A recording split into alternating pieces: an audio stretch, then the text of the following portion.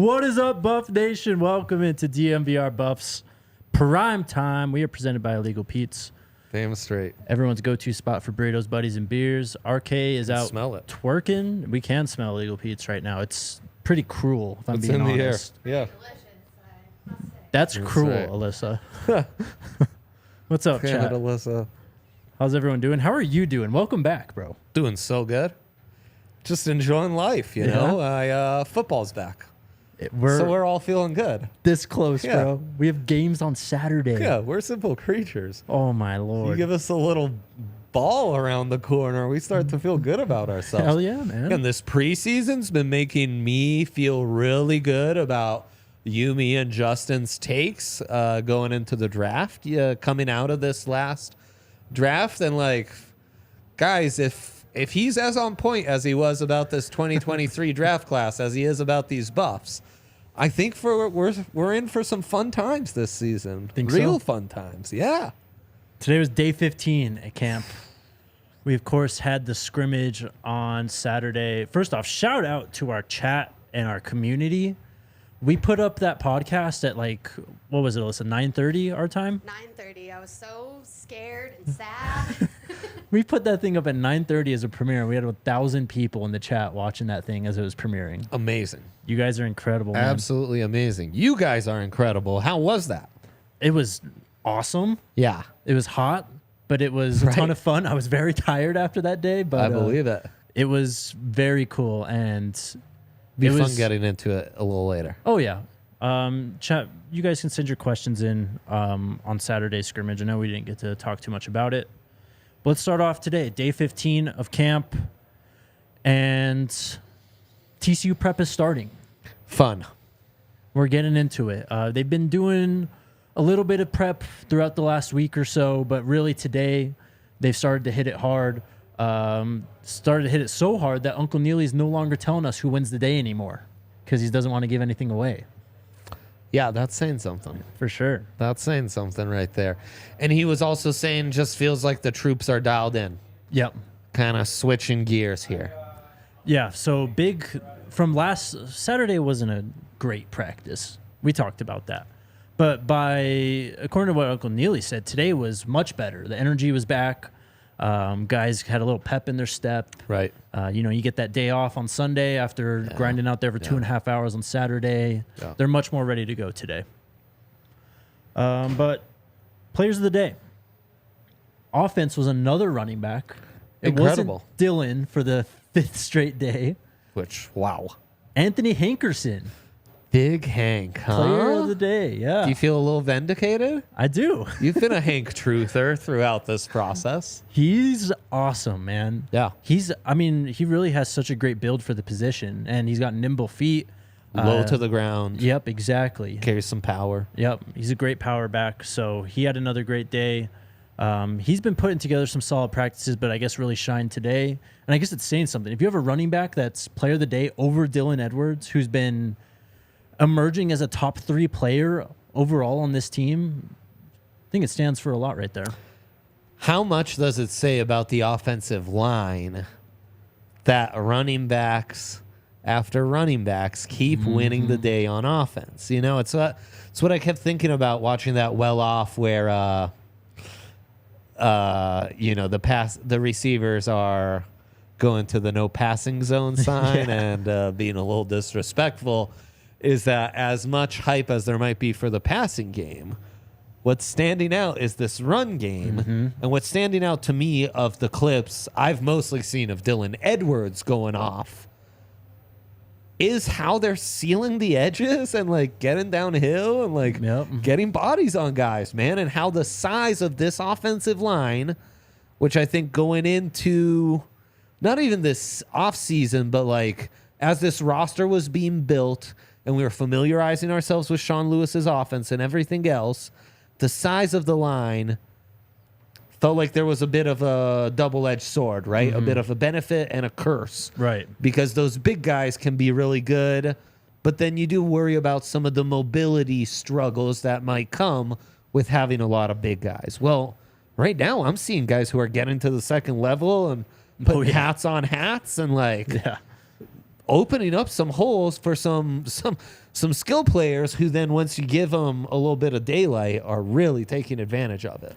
I think that was my biggest takeaway from the offense watching the scrimmage was while the offensive line did struggle at times to protect Shedeur and sometimes let guys come through the line and, free rushers and all that, they were really opening up gaps in the running game. And guys, like you said, they were exploding into the second level, man. Dylan had some big runs. I mean, I think every running back that touched the ball on Saturday exploded for at least like a 7-8 yard gain. I mean, dude. Yeah. Now, fair to bring to light that maybe it's an undersized defensive line, and I might have some concerns there, though we could get into a lot of factors of undersized three-man lines and how those schemes are still holding up because the college game is all about passing anyways. But yeah, man, I'm just really encouraged by this. I'm just really encouraged by that right there. And I mean, I'm not exaggerating when I tell you I cannot think of the last time what you said about the offensive line could be said about a Colorado offensive line. Yep. Probably since Lindsey was running the ball. Even then, though, I don't think we were exactly falling over ourselves to praise the line. You know? It was more the receiving core. And wow, Sefalufau's really improved at quarterback. And it wasn't so much the O-line. The O-line was like, yeah, they're winning in spite of, or like, given their talent, they're doing a good job, but it wasn't like this, dude. Yeah, the first team offensive line has been really just grading out well in terms of running the football. But on the other side, and we'll get to what Coach Kelly and Shilo said on the podium a bit later, but I think we've got a much, much, much improved defensive line this year. And player of the day defensively, Bishop Thomas again. Yeah. He was one of our defensive players of the day in the scrimmage. I think he won it twice last week too. I mean, everyone knows his pedigree. He was Scout Player of the Year at Florida State last year. Has mind-bending mobility and just flexibility as a big guy. I mean, we saw him playing offense, and that's really been his calling card in order to get into the backfield very quickly. Amari McNeil got shouted out today, as well as, oh man, who's the third? I'm forgetting now. Do you remember who I told you? We were talking about, we'll get to it. But then Shedeur had another great day, it sounds like. Again, this guy just stacks good days. It's just what he does at this point. I mean, greatness is manifested in a lot of ways, but the way in which greatness manifests itself most commonly is inconsistency. Yes. And Shedeur has shown he possesses that trait. I mean, in spades. No doubt. Spades. Yeah. All right, let's get to the podium. Yes, please. But first, a word from our friends at Circle K. Oh. We're hyped to partner with our friends at Circle K. Check out your local Circle K for the best coffee, beer, and snack selection, as well as premium gas. Look out for some freebies and giveaways down the road. We already talked road trip snacks. You got to walk into a Circle K. You're parched. It's a hot Denver day. You need a beverage. What are you grabbing? Yeah. So I grew up in Italy. One of the big, we can't get this in Italy was Dr. Pepper or a good cherry Coke. So either of those, and I'm feeling good. And none of this diet stuff, none of the, sugar-free. I want the sugar. I'll deal with it on the dentist chair months or years later. I don't care. But right now, I want that immediate reward that comes with that sweet, sweet corn-inspired sugar. So yeah, cherry Coke or Dr. Pepper. What's your go-to? Iced tea. Sweet tea, man. Loving it. Love that for you. So thanks to Circle K for sponsoring DNVR. Visit your nearest Circle K. Pick up all your favorite finds. Yes. And then Shedeur's number 2 barbecue. Ooh. The Pac-12's favorite barbecue sauce. Tomato-based, rich, thick, sweet molasses-style barbecue sauce with tangy vinegar and fiery heat. Finishes with a subtle smoky note. Oh, man. When's the last time you had some Shedeur's number 2? It's been a minute, actually. I need to really get this new grill. Ooh. Take it out for a spin and stuff. Yeah, I got it for my birthday. Then we were having some trouble with the starter. So, yeah, it's been a little bit of a stall, but we got to get back to it. I just bought some chicken thighs. I'm going to be having some Shedeur's barbecue chicken thighs here very soon. Dang, I love that for us. Go to plbse.com. Use the code ALLCITY, all caps, one word at checkout, and you'll get 10% off your order of Shedeur's number 2. Again, shout out to the chat. You guys, it was Leonard Payne. That was the third defensive lineman. Leonard Payne was. I did see the chat take care of us on that one. Yep. Who, I mean, you watch the Fresno clips of Leonard Payne. Oh, yeah. There's some nasty in him, and I like him, especially in that zero tech nose tackle spot, you know? Yeah, he's been out there quite a lot. It's been him, Bishop, Amari McNeil, Shane Cokes. I think I saw someone either say this on Twitter or on YouTube. I can't remember where, but that's your top 4 defensive tackle rotation. I'm feeling pretty damn good going into the season. Yeah, for sure.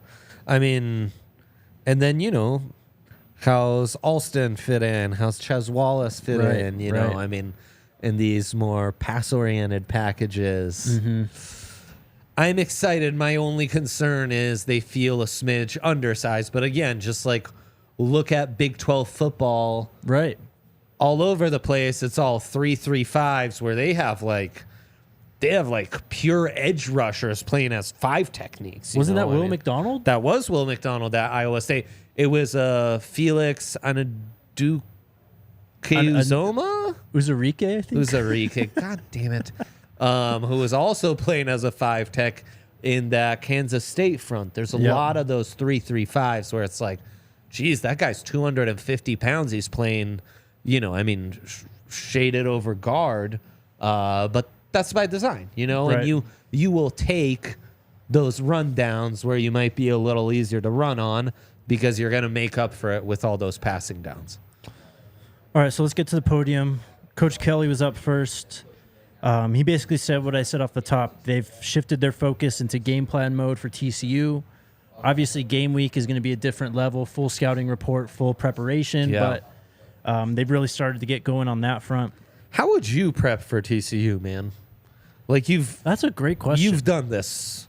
You've done scouting adjacent jobs for many years. I know this because I've worked with you closely. And if you guys don't know, I mean, before I even met Jake, he was working at SIS and, you know, learning under guys who were parts of NFL scouting front offices and learning grading scales. And so you've had to dig deep and find the tape and stuff like this. So Jake Schwanitz, how would you go about studying for this offense who has so many new guys?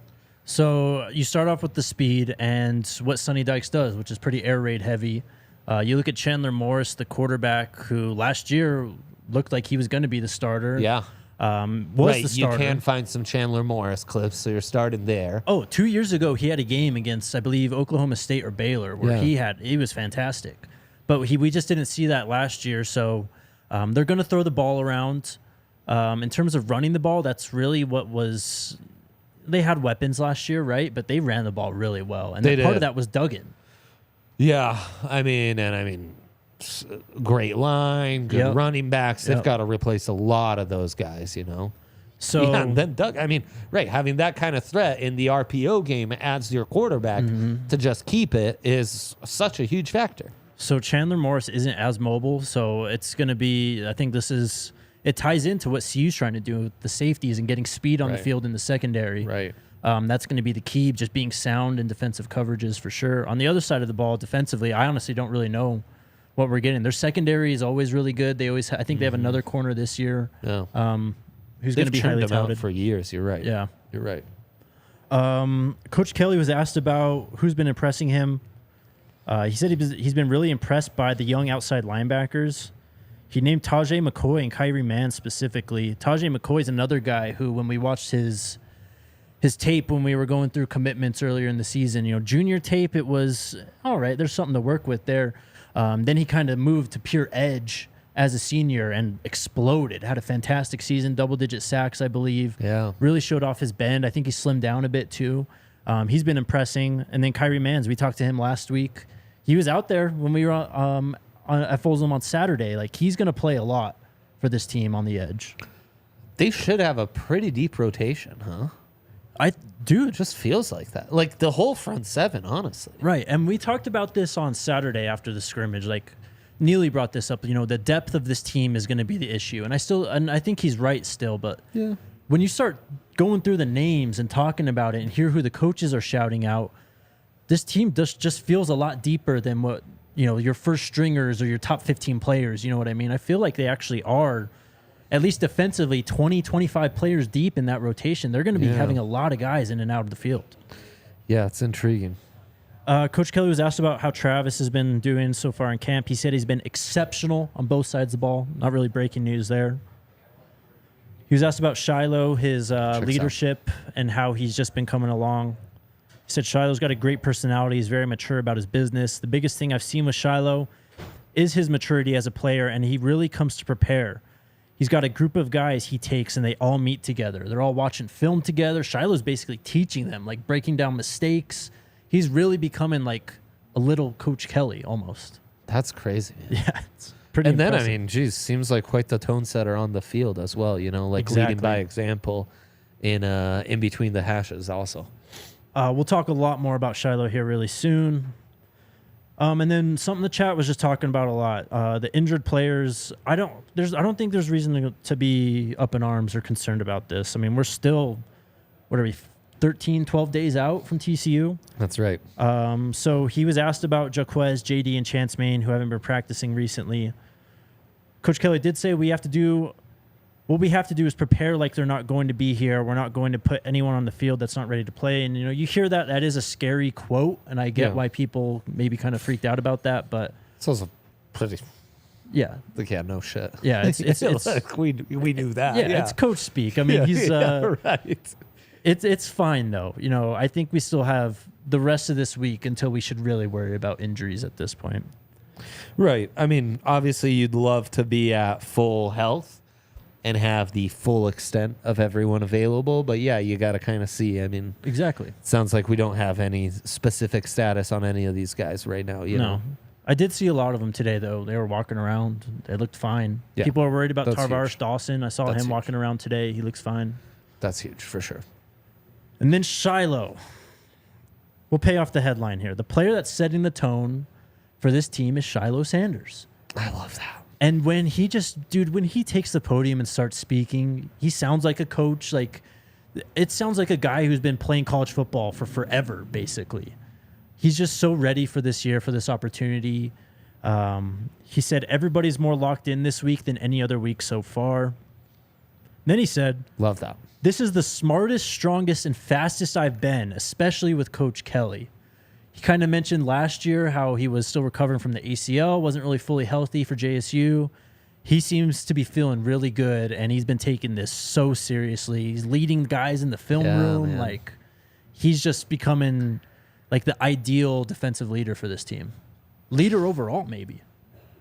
I think those scouts who will be coming through Boulder are going to be keeping an eye on 21 on defense quite a bit. For sure. And shout out to the chat, man, because we spent a lot of the dog days of the off season. Well, gosh, I don't know how many dog days there really were on this podcast. Coach Prime has kept us pretty entertained.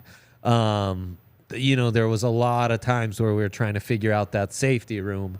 And the chat was always on it, like, hey, don't forget about Shilo. Shilo's going to be in that mix. Shilo's probably going to start. And boy, is that really, really looking like that's the case. Yeah. And how good do you feel about those safeties now? Oh, dude. The offseason Trevor Woods has had and how Shilo's looking. And then Roderick Ward, he was the guy that chased down Dylan Edwards on that long play on Saturday. Right. And I mean, what Cam's shown since stepping onto campus. Yeah. Feel really good about a lot of those guys. To rewind a little bit, I did ask Coach Kelly about Roderick Ward and what he's seen from him so far, and he said he's really adapted to this level. He was playing at, I believe, Southern Utah last year, was an all-conference player there, so he can play. It's just about adjusting to, the speed of the game. Speed, size, all the different players he's going to be going up against. He said he's doing great stuff in coverage in the back end of the field. He's really encouraged by him, and he was one of the guys that really kind of stood out on Saturday's scrimmage, too. That's great. Circling back on Chance Main, do you have any updates on his status? I don't, actually. I do not. What's his ideal spot? Like pure edge, huh? I think he's been playing more inside. That's what I thought from his build and stuff. Yeah. I mean, he put on quite a lot of weight, like 20, 25 pounds over the offseason. He looks great. He's in the high 270s, low to mid 280s. He's listed at 260. I think he's definitely what you're saying. Dude, around 270, 280. Yeah. He feels much more like 5-tech size. Right, yeah. Than edge size, you know. Well, and that's the thing with this defensive front. I love what they did because you've got your speed guys and like Tajay McCoy, Kyrie Mans, but then Jordan Dominic, Taj Alston, Derek McClendon even. These are some big edges that like even in speed situations or like speed, third and long or something, you could just throw out your 4 best, I don't even want to say pass rushers, but pure defensive linemen. And if it's Jordan Dominic, Shane Cokes, McClendon, and Alston, like that's a great, like almost NASCAR front for a third down situation. Sure. Well, it's what I love about Dominic and what I think stood out from the top is like A, he's got that Power 5 pedigree, and B, he's just long, man. Yep. He's just long. He's going to work all over that defensive line. He really is. I mean, aside from putting him like right over center, he's just going to, that length is really going to pay off to where he's so much more than just a stand-up edge. Shilo spoke about Cormani McClain and his progress. He said he's doing good. He's better and better every week. He's going to be a great player. Again, we saw that on Saturday. He had a great PBU, I think 2 great PBUs. And he's going up against the ones, being on that second team. So even though he's second team, I think this is the best way to kind of bring him along so that you have him for the season. Right, for sure. Last thing, Shilo was asked about going against Coach Lewis's tempo and how they've adjusted on defense. He said, we like playing fast as a defense. We're a really fast defense. There are some cons of running tempo. Then he leaned into the mic and kind of looked in the camera and he goes, if anyone wants to try and run tempo on us. That's interesting, huh? That's pretty much it. And I think that's a weapon too, man. If teams try to run tempo on the Buffs, they've been conditioned for it since March, basically, at this point. They're going to be ready if a team wants to go fast on them. Coming into their house, running tempo at altitude, too. Oh, yeah. Have fun. Yep. Have fun. Have at it. So, and that's why the depth is so important, though. Mm-hmm. You need that depth. Secondary up front, especially, not disregarding that second level of the defense. That's where you really need heavy rotations, keep these guys fresh, be able to play against tempo, be able to play against these spread out attacks, and just throw a lot of different guys at them with fresh legs. Exactly. All right. You guys hit the like button. Also subscribe to the podcast on Apple Podcasts or Spotify. We'd greatly appreciate your 5-star review. Yeah, check it out. For sure. Audio only. I find the audio only to be a lot easier to consume if I'm out and about. Yes. Yeah. Doing laundry, like AirPods, I'm multitasking or out and about. Mm-hmm. Car, whatever. It's way easier than the YouTube version where, the ads, whatever. I got to deal with that, yeah. You can have us in your pocket if you subscribe to the podcast. We greatly appreciate it. Shout out to Breckenridge Brewery. Boom. Beer of the month here is the magnificent Mountain Beach Sour. Let's go. You can get one for $6 out here. What a steal. It's DNVR bar season. It is. The Mecca, as it's known. Yes. Yes. Come to the Mecca. Bet. Drink some Breckenridge Brewery. Beers. We've got it all. Yeah, man. It's where dreams are made of. We've got tons of Breckenridge brews on tap. We have the Mountain Beach Sour. We have the Avalanche Amber Ale, Mile High City Golden, the Broncos Country Pale Ale, tons more. We are going to have a Broncos watch party coming up, but if you can't make it, the Breck Farmhouse in Littleton is going to be having what game is this? October 12th. Is that the Bears game? Must be. So we're doing a watch party out there for the Bears game if you can't make that trip. You can find the Breckenridge Brewery near you using their beer locator. Go to www.breckbrew.com to find a Breck brew near you. And then Backus and Shanker. If you get hurt, they are here to help. They've been helping those seriously injured in Colorado for more than 25 years. Oh, yeah. No fees to speak with them about your case. No fees while they work on your case, and no fees unless they win your case and win money for you. They have won over $1 billion for their clients. They've got neighborhood offices in Denver, Aurora, Englewood, Fort Collins as well. They help with all kinds of injury cases where you weren't at fault: car accidents, motorcycle, rideshare, pedestrian, trucks. Even if you're hurt at work, smash the 222-222 to find out if you have a case for free. Backus and Shanker wins. Beautiful. You said October 8th? 12th. October 12th. That's the Chiefs. Oh. Thursday nighter. Oh, all right. Yeah. And Not here, though, right? That's an away game. Yeah. This guy knows ball. He knows Well, ball. I know that because I'm going to the Chiefs game here. Oh. Is that right? Yeah, it's around Halloween. That's good, man. I know. I'm hyped. It's going to be fun. All right. A couple more things to touch on today. Get your questions in now, though. We will get to them at the very end of the show. The All-American team from the AP, the preseason All-American team, came out today. Those guys know ball. Do they? No, they don't. We don't stay up late to watch the West Coast games, so we give them shit. What you're here to find out is that Travis Hunter, first team AP All-American for all-purpose player. Both ways, he won first team All Pac-12 in that preseason poll. Now he wins it for the entire country. Very talented first team offense. Caleb Williams as the quarterback. We have Romo Dunze at wide receiver, and then Travis Hunter, of course, as all-purpose. And then the kicker, Joshua Carty out of Stanford. That's your 4 Pac-12 representatives on the AP All-American team. A lot of Georgia, Michigan, Ohio State on this list. Yeah. It's a pretty standard list. Yeah. Nothing that jumps out as too crazy to me. Travis, one of very few non-draft eligible guys on here, however. Yeah. One of the younger guys on this All-American team. It's him, Harold Perkins, the outstanding LSU edge rusher, who are really the only guys I see here who are not upperclassmen already. Malachi Starks, Georgia safety, also a second-year guy. A dog? Are you familiar with him already? Oh, yeah. First game in his career. He had like an interception last year. He's crazy, yeah. I don't even, bro. Was that Clemson? They had a big out-of-conference. They played Georgia. They smoked Oregon. Oregon, that's what it was. Yeah, and then Kirby hugged Dan Lanning after the game. They asked him, Kirby post-game, "Oh, what'd you say to Dan Lanning?" Like, I told him that, he should be happy because he helped us bring a lot of these players here. Like, obviously he knows that, Kirby. He was on your staff. Like, God, such an idiot. I kind of just think all SEC coaches are idiots, you know? I shouldn't. R.I.P. the Pirate. I had the utmost respect for the Pirate. Let's be clear.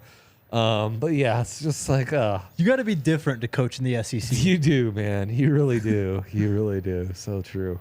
Defensively here, we got some Pac-12 guys. Braylon Trice, the edge rusher out of Washington, makes the AP defense. I believe that's really it. Yeah. Cam Simon Craig's guy, Kool-Aid McKinstry, makes it at cornerback, the junior out of Alabama. Yeah. But looks like that's pretty much it. Oh, we got second team right here. Pac-12 overrated, underrated, properly rated by the AP for the first teamers. I think they're properly rated, actually. I like that. Okay, good. Yeah, and then we got the second team. So second team, Drake May's the quarterback. I'm not seeing much. We got Wyoming kicker on here. A lot of Clemson, Alabama, Ohio Jacob State. Cowing is on the second team. So they're wide receiver out of Arizona. The kicker is John Hoyland out of Wyoming. Yeah. So we got that. That's fun. Defensively, there it is. Josh Newton. That's the cornerback at TCU to watch out for. He makes AP preseason second team All-American. That's pretty much it, though. A lot of Clemson, LSU, Bama, guys like that. Kalen Bullock is a USC guy who made it on the second team. The safety, yep. And, yeah, that's really about it. That's really about it. Moving on. Oh, man. Good job, AP. The 2024 recruiting class for CU balled out in the first weekend of high school football games. You love to see this. It was phenomenal. Yeah. Danny O'Neal, the quarterback. Dude. Did you see that? Yeah. What a run. know. Oh, my gosh. Crazy. That was getting like big pushes. Oh, yeah. That went pretty big on Twitter. Unrelated to the 24 class, 23 class, you saw, is it Jim Rome sending his Yes, kid? Huh? yes. How about Jim it? Rome's kid enrolling How at about CU. it? Yep. Who else stood up? Michael Welsh had a touchdown. Jamaris Wilder had a touchdown. Talon Chandler had like a clip of him pancaking some guy when he was coming around on a pole. AB, Aaron Butler, went off. And people are going crazy about him and saying that he's like the best high school player they've seen and stuff right now. Love that. Who else am I missing, man? I forget what wide receiver I was seeing go off. I think that's all I can remember for now. But yeah 2024 class showed up. Feels week good one. already. Oh, yeah. Crazy, they're already playing preps football. I huh? know. Not wasting any time. Nope. Off and running. I mean, I guess school's back in, so. Oh, Winston Watkins, he went off too. He had like 2 touchdowns. That's who I saw. Yeah, 2 touchdowns on 4 receptions and over 100 yards. He is That's who I saw. unbelievable. Yeah. Where's he in? He is at IMG Academy in Florida. Dude. Yeah. And apparently just IMG is like souped up this year. A lot of people said this is like the best high school offensive line they've ever seen. Great year to have Coach Prime as your coach, huh? And he's just got some connections down there. But my big takeaway from this, people have kind of, I don't want to say freaked out over the 2024 class, slightly concerned, I would say. Okay. Because it's a little smaller. They haven't gotten as many commits as a lot of Power 5 schools or schools in their conference. Yeah. But the thing with these guys is it does feel like they're all a little underrated, and they have chances to grow as recruits this year and even grow into potentially 5 and 4 stars, because it's a lot of 3, 4 stars. I think they only have 2 4 stars right now. Yeah. And Brandon Davis, Swain, and AB is one, maybe another one. I can't remember. But it feels like they've got tons of room to grow. They're really getting players that are just starting to get better, it feels like. They're also going to be a smidge behind. This is the last cycle where you are playing a little bit of catch up with how doesn't seem real, but this staff has only been in place for 6 months, 8 months, something like that. Yeah, 8 months. Geez, that barely feels true. So, yeah, I mean, they're going to do a little bit of playing catch up. And, I mean, this is also partially, I think, like welcome to being a team that's casting a wide national net and really nationally recruiting and going after some big names, you are on different timetables. This isn't like filling 20 Scullies with a bunch of 3 stars and you can take care of business and have like 15 of those locked up by, August. Sean saying Raiola was. Did you see Raiola's clips? No, that one I didn't. Yeah, he went off too. Yeah. Oh, man. That's beautiful. It's so many great. dudes. So many dudes. So great to have football back. Almost back completely. We're getting Week there. 0 here. Almost. Here. It's Monday. I mean, might as well. It's the week 0 will be played in. Might as well be here. That's true. We're going to be picking games on Friday, bro. I can't believe How that. about that? Oh, man. Cannot wait to lose some money on college football. For sure. I'm so bad at picking college football. It's legitimately crazy. All right. Last little thing I have is actually basketball. We got our 2023-2024 non-conference schedule. Let's go. So the Buffs starting off 3 straight games at the CU Event Center. Actually, I believe this one. Oh, yeah. So 3 straight at the CU Event Center. Towson coming to town. Grambling State coming to town. Milwaukee coming to town.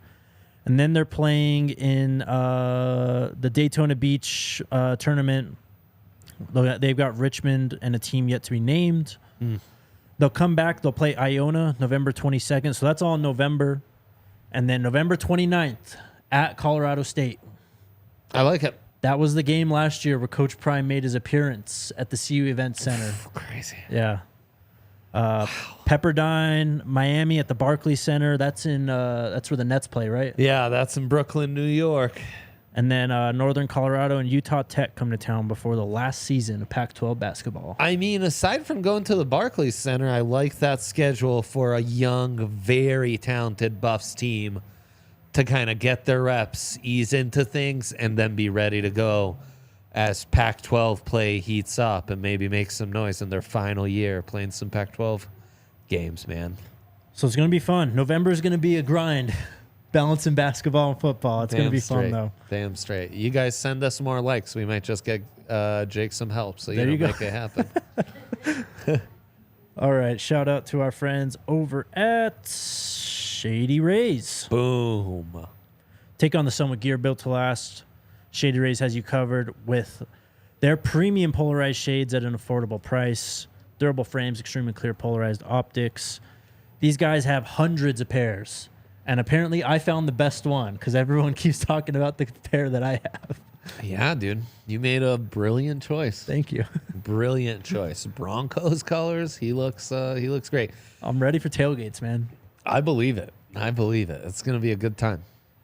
Feels like a good year for football in Denver. We're due. In the Centennial State. We're due. Yes.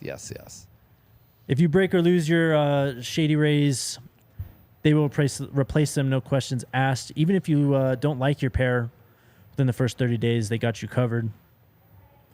Check them out at the Park Meadows Mall or go online to shadyrays.com and use that code DNVR. You'll get 50% off 2 or more pairs of polarized sunglasses.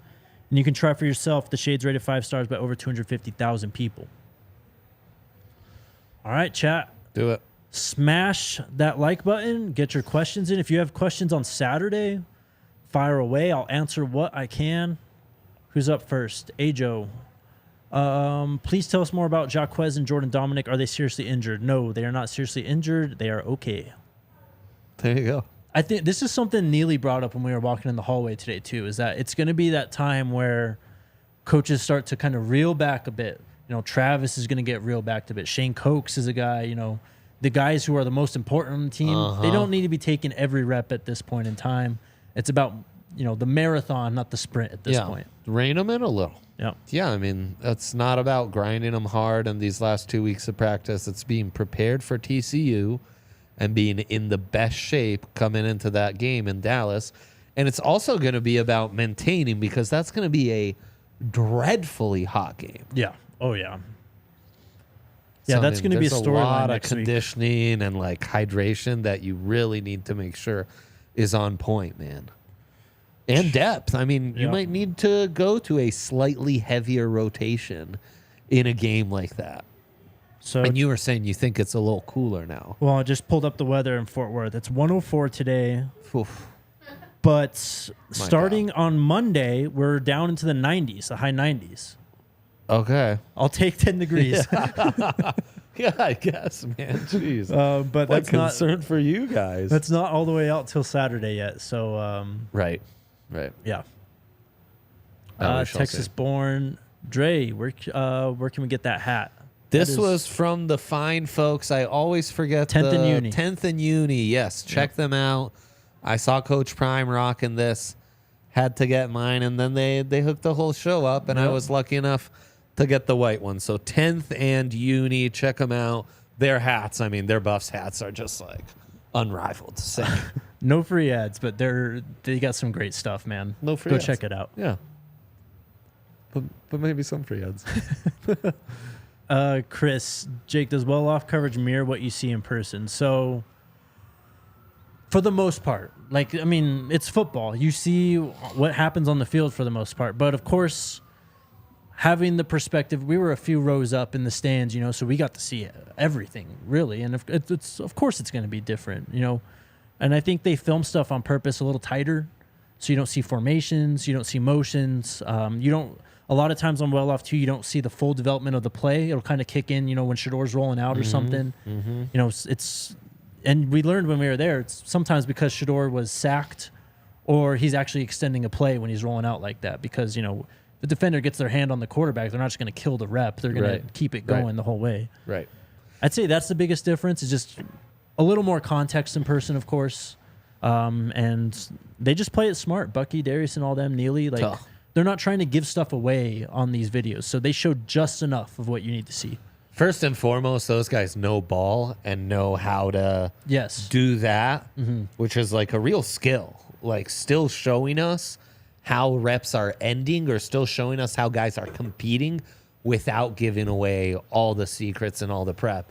And just like in general, like if you've ever been at a football practice, some plays that were highlights might stand out to you more than some plays stood out as highlights might stand out more to Jake, you know, and Right. it is ultimately one human being and that human being's perspective editing that video, and that is gonna, right? And I mean, it's still practice, so you don't want to overanalyze any one rep.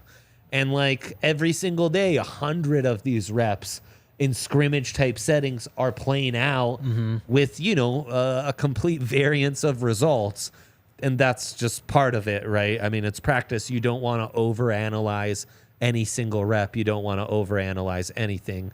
But it's always nice to get that information. And I think, I mean, Exactly. for the most part, everyone's seen similar things, right? Right. Dylan performing well, Shedeur Yes. being immaculate, how well the passing game can look at times, the stuff we said about the O-line, the different D-line that are popping, all that. There seems to be a pretty common thread across the board that everyone observing practices is kind of seeing those same things. Right. No, beautifully said. I mean, we only get to see it through, you know, what Bucky sees exactly. So being able to like bring it in for myself and actually be able to evaluate myself was really cool. Yeah.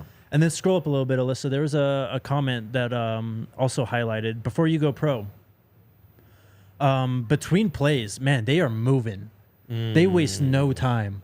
And, of course, That stood out to me months and months and months ago Yes. when I went to that one practice. Yeah. but, like, not even, like, you know, if the first team, like, goes 3 and out or whatever, they are getting the second team on there quick. Like, they are not wasting time. There's hardly any dead time at these practices. Even, you know, when we said the energy was kind of down on Saturday and not their best practice, they are still, their minimum speed is very, very high. Yeah, which is awesome. And I don't know why you would ever do things differently. It helps you practice tempo. It helps you be organized in a time, you know, like a rapid manner, which obviously in like tight game situations is key. It keeps you conditioned because even when you're in between plays, you still have to hustle up. And it's efficient. Yep. It allows us to get as many plays in the day as Exactly. we can. So Yes. why wouldn't you? Anything else would make no sense. What's up, Angela? TCU coaches having trouble prepping for CU. Can you prepare for CU speed? Can TCU play 5 DBs versus CU with Dylan on the field? So let's start with the first part there. Prepping for CU, and honestly, I don't know. How do you even... That's so much film. And that's That just to would learn be about the players. Toughie, man. Yeah. I think you're doing some combo of Jackson State and Kent State. Kent State. God, I Alabama. almost said Toledo again, and I was gonna like end it all. Yeah, you're right, and some Bama. So God, I mean, how much are we really gonna garner Exactly. from that Bama tape? Right. I mean, Yeah. defensively, I'd be lost on how to prep for this one. Yep. Offensively, at least I'm getting a feel for Shedeur, and I'm getting a feel for the Sean Lewis offense a little bit. And Shedeur in a like Coach Prime coached Yes, offense. exactly. But yeah, I don't know. I mean, I think they will play a 3-3-5, Angela, so they will be just naturally a little lighter up front. But maybe against a back like Dylan, that is what you want, right? Because Dylan, it's not so much clogging those gaps. It's like, are we going to have someone once he finds that daylight who can actually catch up to him and slow his momentum down, or is Right. it just a house call every time, you know? Playing 5 DBs against you with Dylan on the field, I mean, man, Dylan's going to be just such a matchup problem for defenses. You know, you can talk about 5 wide or even 4 wide, whatever it is, and how they get Dylan out there. But say they go like 12 or 13 personnel, Yeah. and it's Dylan out there. You're going to have a bunch of linebackers on the field. All you got to do really is block the edge, let Dylan gain it, and you're potentially off to the races, man. Yeah. No, I mean, that speed is a massive factor. That versatility is a massive factor. I'm really looking forward to seeing him, you know, flex out wide and stuff like that. So, Shout out to Exile Rugby. He says, gotta watch some John De Niro clips to really prepare. Are you in on John De Niro? No. Oh my God. We had a snarfs read. What's the peppers?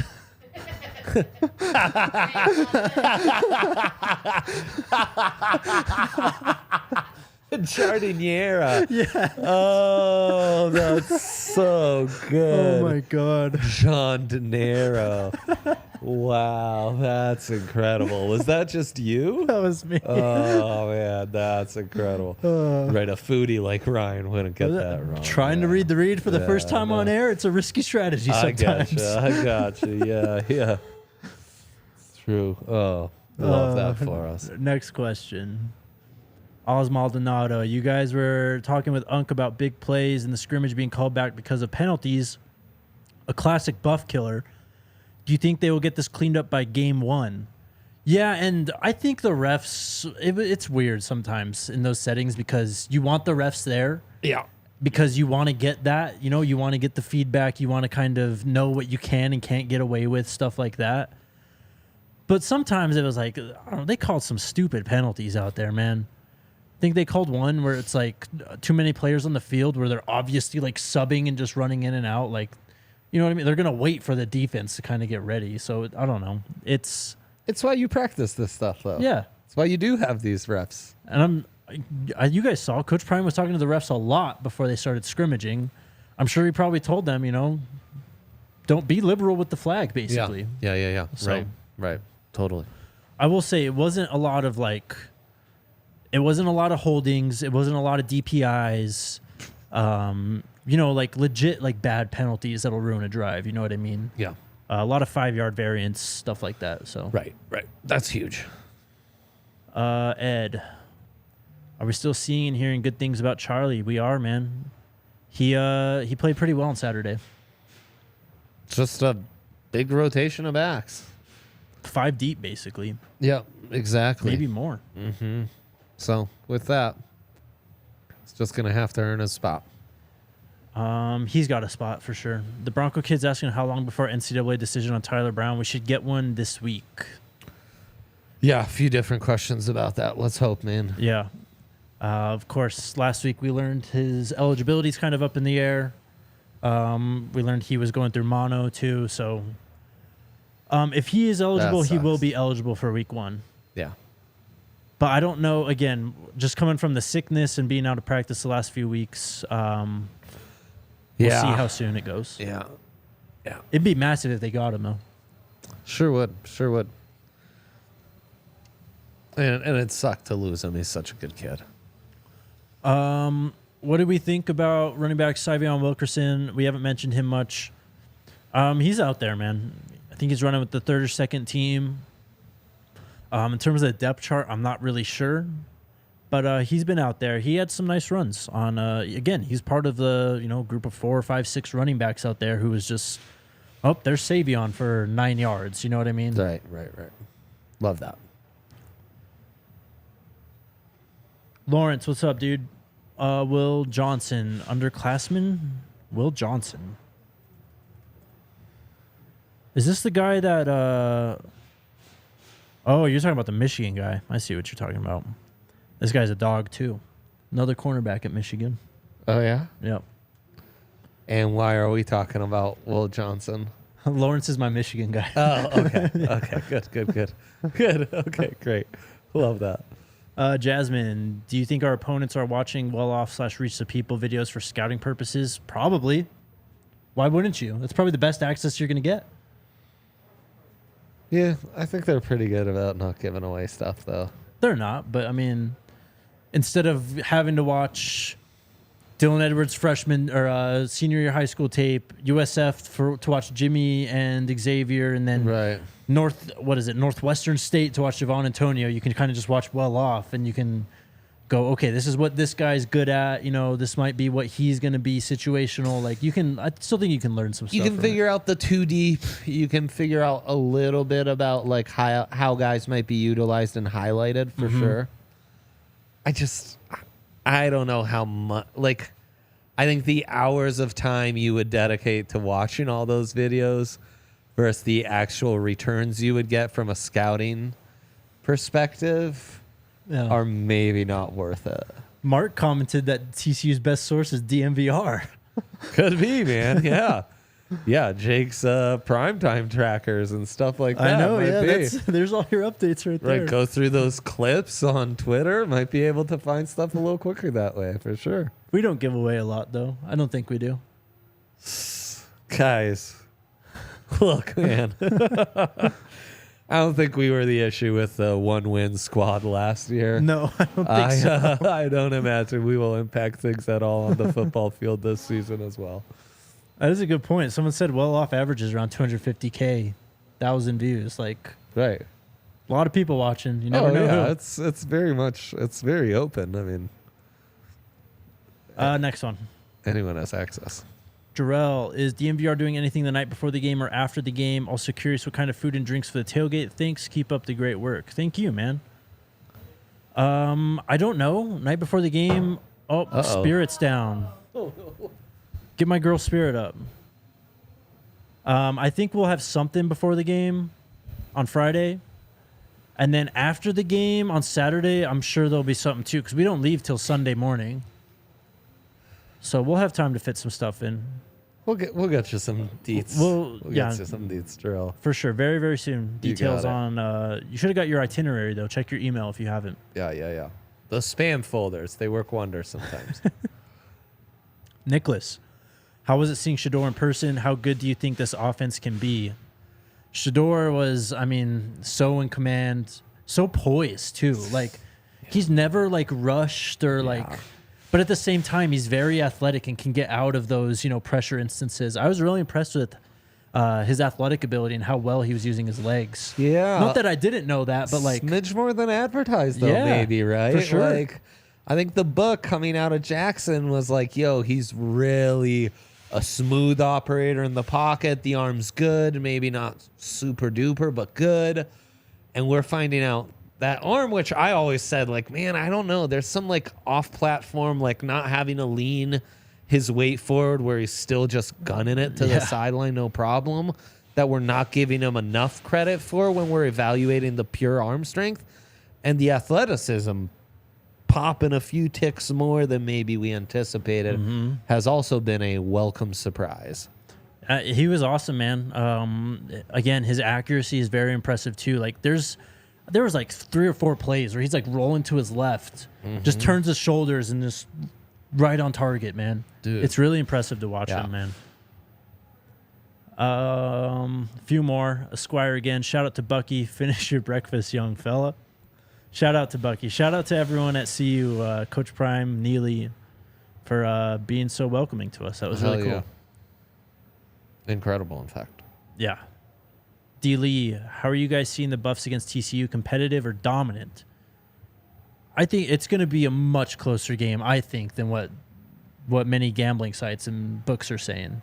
20 is just too much. 20 is too much. They're two complete unknown teams. These if I was ranking top 25 hardest to predict squads going into college football's 2023 season, these two teams are in my top 8. And Buffs are probably number 1. Buffs are, it's impossible to know what to expect. Yep. Because it's you never see a 90-man roster turned over as thoroughly as this has been turned over. And TCU's not doing much different. TCU's got a drastic turnover as well. New offense. Just year 2 of Sonny Dykes. Yeah. And you name it, every star from last year's team, they gone. Yep. Just down the line.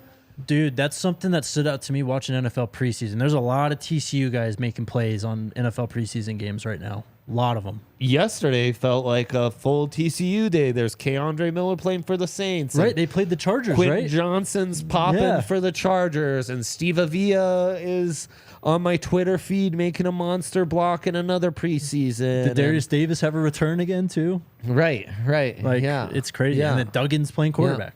Yeah. It's going to be fascinating, man. I do think it's going to be much closer than many people say.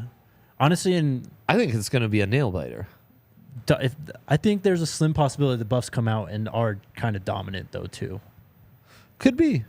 There's definitely a possibility. They got the better quarterback. They've got the best player regardless of position on the field. They got tons of speed. Like McCaskill should be back. DeMoy Kennedy should be back fully. Like, and I say fully by like shedding the braces, taking on contact. Yeah. Yeah, I mean, I think it sets up to be... I don't know, man. It's hard to know how really biased is. we are, too, Like, we'll see. Take plus 20, though, on that line. I feel great about that, that's for sure. Last one. Jamel, what's the deal with the academy schools? Is that an extra year of high school?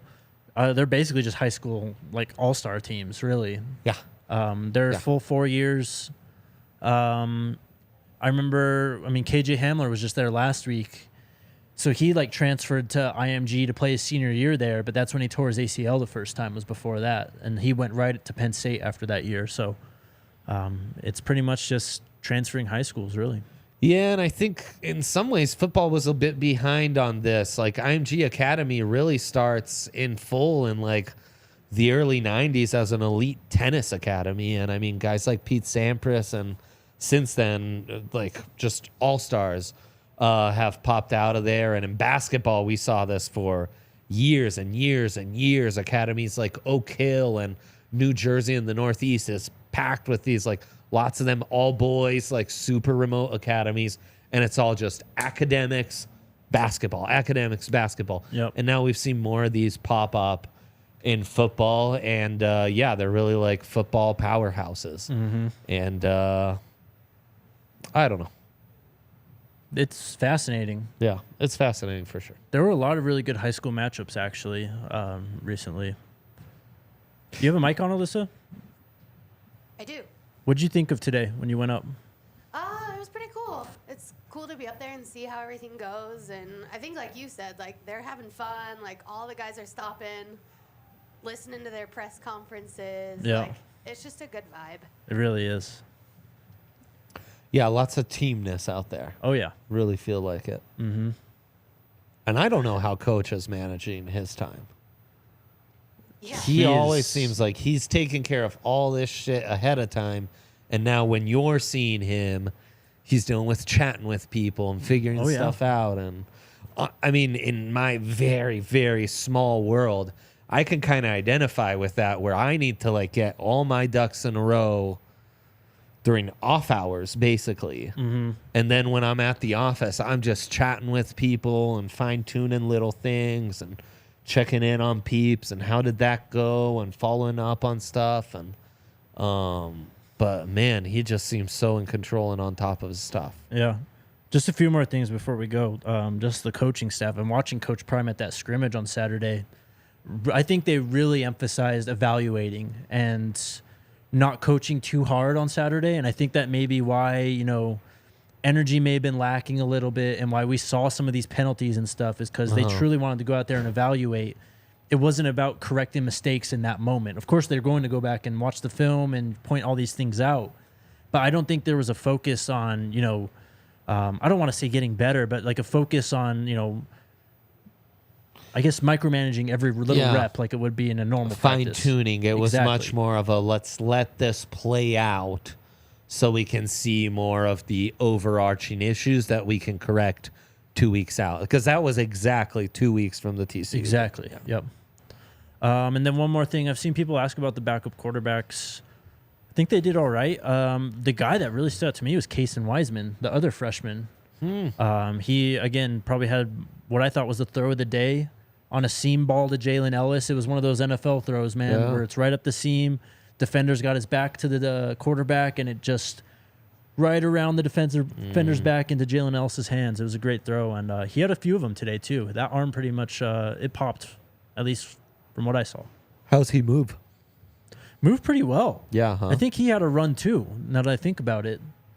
Sounds good to me, man. I remember when we were talking to Adam Munstertiger at Buff Stampede. I think it was when he came down here for the live show, and it was right after Kaysen committed, I think. Or it might have been Danny O'Neill.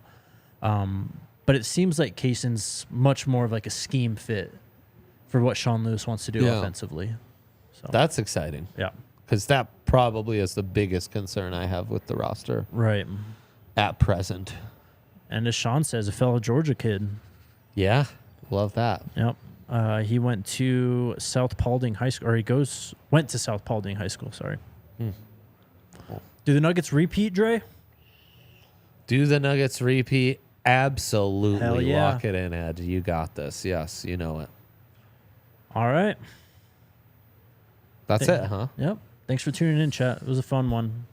Was a fun one. Neely will be here for a few days this week for some shows. That's awesome. We'll see what else we cook up. But we got one more week of camp. And then, man, next week we're into game prep. Big time. Yep. Let's go. Maybe we have RK call in at some point next week. Hell yeah. Got to. Yeah, we'll link up with him in Fort Worth. Love it. So Love it. All right. See you guys tomorrow. Let's go Buffs. Let's go Buffs.